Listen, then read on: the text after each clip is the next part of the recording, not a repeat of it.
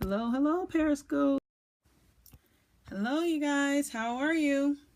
Oh, my hair is a little off. All right, so today I wanted to talk to you all about how to heal yourself if you're dealing with postpartum depression or just depression in general. It doesn't have to be postpartum per se. You don't have to be a mom, of course, to go through depression, right? There's many different ways you can go through depression. So, my name is Jessica A. Walker. I am JAW from the JAWresearchinstitute.com, which stands for Jessica Advocates Wellness. And today, what I wanted to talk to you about is how you can heal yourself if you think you are depressed, or if you're just going through a depressive mood and really just being stressed off of motherhood, period, really truthfully. So a couple of my tips here, I guess I can give you a little bit of a backstory about myself, is that I am a mom of 6, and I suffered with depression for I want to say upwards of 5 years, if not more. And while doctors told me I was depressed, I told them they were lying. I was like, no, I don't. I'm totally functionable. I can get the kids up and go to work and everything, or go to school, what have you. But the big piece of that was that I just really truthfully, I wasn't taking care of myself. I walked around with like a do-rag on. I had on flip-flops no matter what the weather was. If it was raining outside, it didn't matter. I had on flip-flops. I had on baggy sweatpants. And the reason why I think I kind of just went against whatever the doctors told me and was like, no, I'm not depressed, is because in our African American community, hello, my last name is Walker too. Hello, Tamisha. So in the African American community, we don't address depression, right? We have this big thing about Black people don't get depressed because we've been through the Middle Passage, we've been through civil rights movement, we've just been through a whole lot, right? And so Black people are usually looked at as being, especially Black women. For me, I'm gonna speak for myself, I'm not gonna speak for everyone.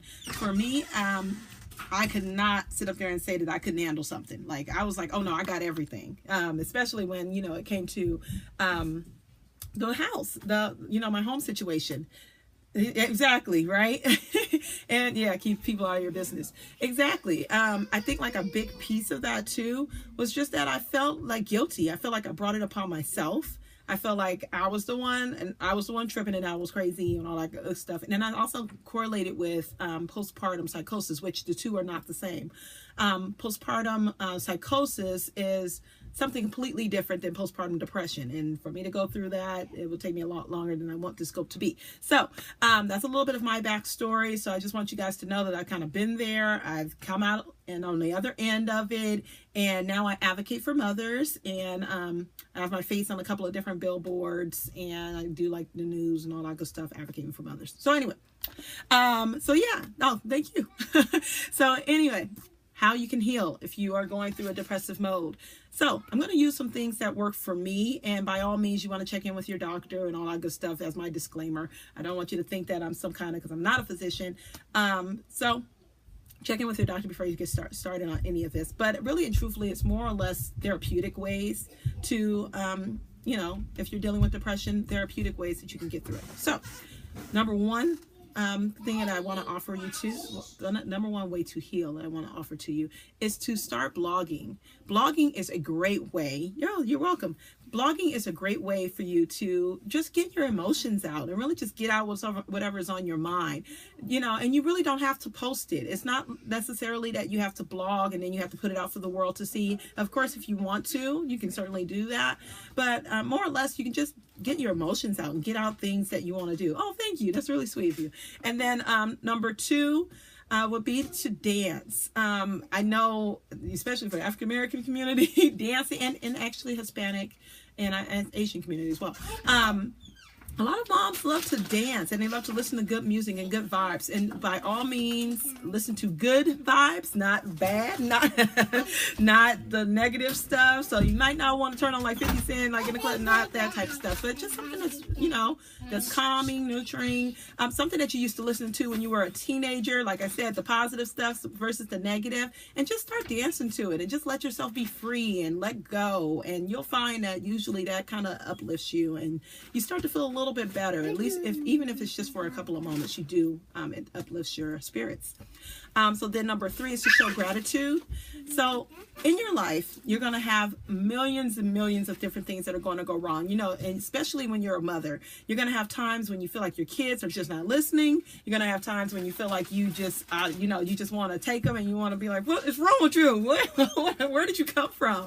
And like my daughter here, and that's okay. But you have to be just grateful. So when you have those moments when you feel like you really want to just give them one, say, you know what, I am just grateful that you are alive, that you are well, and that you are here. When they're yelling and screaming back at you, if you have teenagers, you know what I'm talking about.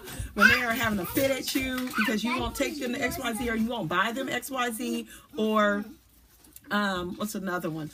Yeah, exactly. Yeah. Check your attitude and be grateful. Buy them XYZ. What's another one they get mad about a lot?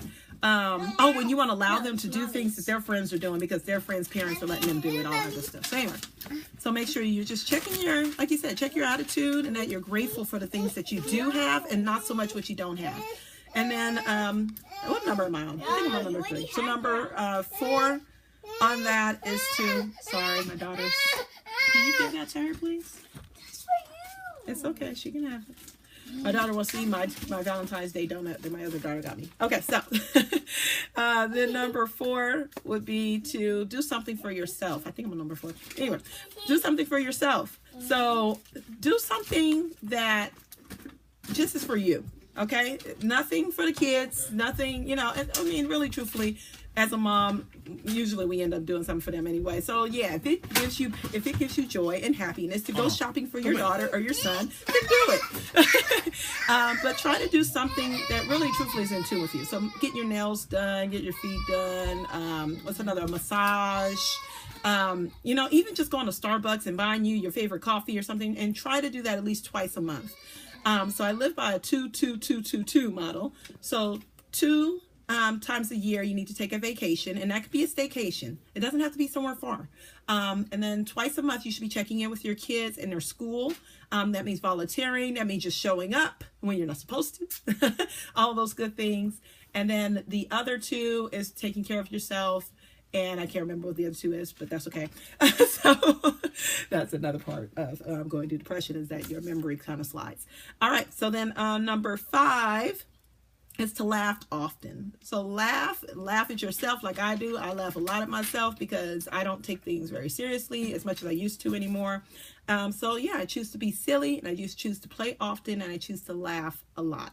So I try to encompass that, and I try to make sure that I watch things that are uplifting, watch movies that are uplifting. I go to comedy shows, all those good things that are just positive. Just remember, whatever you consume. So if you're watching a TV episode and you're consuming things that are negative, they're going to come back up in your subconscious.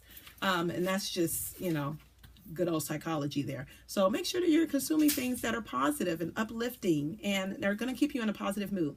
And then I think it was on number 5. So number 6 is to find quietness and mindfulness and meditation. So that goes along with gratitude a little bit, but you do need to have that moment when you just have quiet. So whether you need to wake up 30 minutes before your children are up in the morning, or if you need to stay up for 30 to 45 minutes or an hour or whatever after they go to sleep, you just need to make sure that every single day you have that moment of just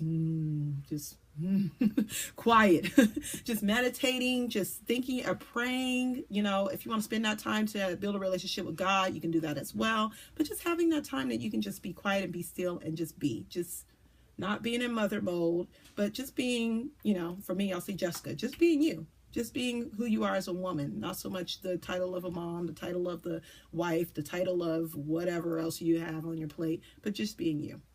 All right, so then I think I'm on 7. Number 7, I don't know, I can't remember. Did I say 6? Okay, so 7 is to, what did I say? I had laugh. I said, oh, exercise, but that goes along with dancing, all that good stuff. I think the biggest one is forgive. So if you have someone that's hurt you in your life, people that have said negative things to you, I think we all have. Like, I have a gap in my teeth. So I used to get Bugs Bunny a lot. I used to get just all the bad ones, all the negative ones. But so just forgive people. Forgive people for their ding-donginess, you know, and move forward. Because really, truthfully, forgiveness is for you. It isn't for them. It's for you to be whole and for you to be one with yourself and to know that you are better than them. For you to have forgiven them for whatever they did to you and wrong they did to you is saying that you're a bigger person than they are. And that you're not going to harness any hurt, shame, guilt, whatever. And that doesn't release them from anything. It doesn't release them from the act itself. But it's just saying that, you know what? Me as a person, the person that I am, I'm going to be right with myself. And I'm going to forgive whatever you did. Because obviously you knew no better. Because I say this all the time to my kids. Happy people want to see other people happy. On the opposite end, people that are sad, hurt, and upset, they always want to make everyone else around them sad, hurt, and upset. Misery loves company. You know, there's a reason for that term.